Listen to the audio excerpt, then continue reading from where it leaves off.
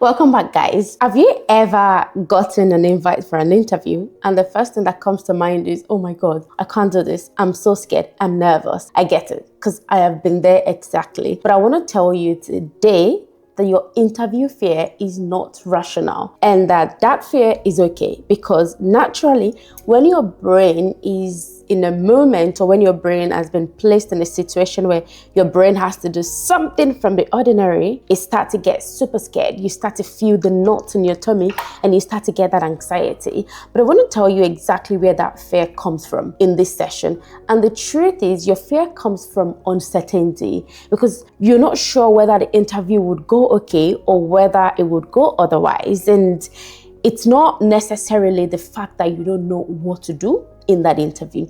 It's more from uncertainty, because the brain craves pattern. And when you understand how your brain works, everything becomes super easy. Now, in some situation, based off what a lot of people have said to me, is that interviews are considered very scary because it almost feels like it's a judgment day, right? Because you go in there and you feel like maybe they're judging you, they're doing all of these things, and it just makes it a little bit of a do or die affair. Now, it's okay. Do or die is fine. But when you approach your interviews from a place of fear, it changes the trajectory of the outcome, because then it affects your words, it affects your mannerism, it affects your charisma. But let's take a look at interview fears from the first principle thinking. And I learned this a really long time listening to amazing people like Elon Musk and, Stephen Butler.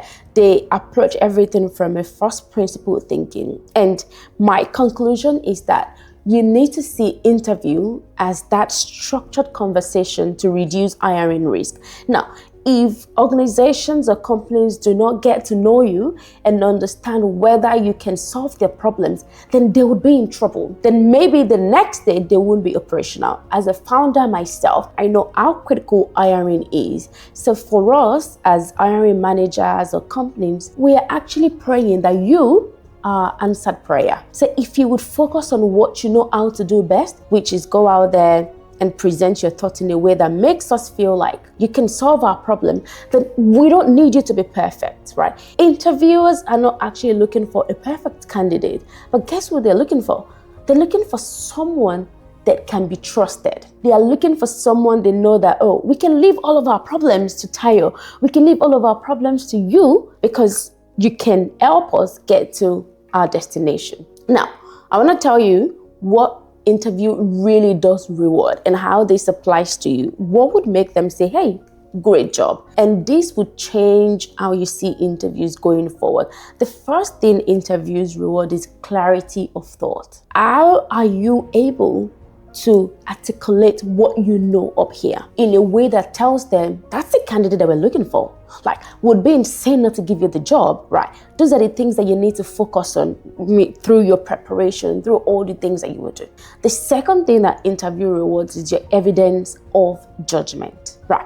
Can you really show to us that you've done this before? Can you really show to us that you can help us? Can you really show to us that you have a good read on what we want to work on?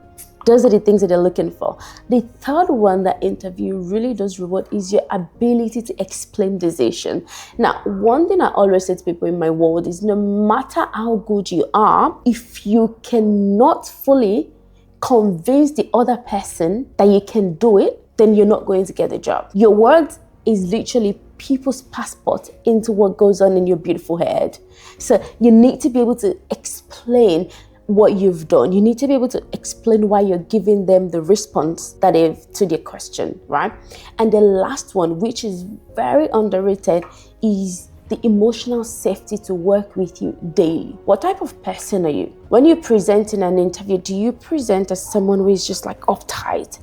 You know how some people go to interviews and they never crack a smile? This is talking to it, because if you go into an interview, they say, hey, Tayo, how are you going? Can you tell us a little bit about yourself? And that is met with cold shoulder. Thank you so much. My name is Tayo and I'm here. Like, that just tells them, maybe if I meet Tayo in the coffee room, maybe I'm not going to be able to have a conversation with Tayo. And no one really wants to work with someone like that. So you really need to know that interviews reward someone that they would feel safe with. So in your next interview, I want you to remove fear and tell yourself it is okay, we are going to be fine, we are going to prepare, and we're going to smash this interview. And if we don't smash this one, then we will smash the next one. I'll see you in the next slide.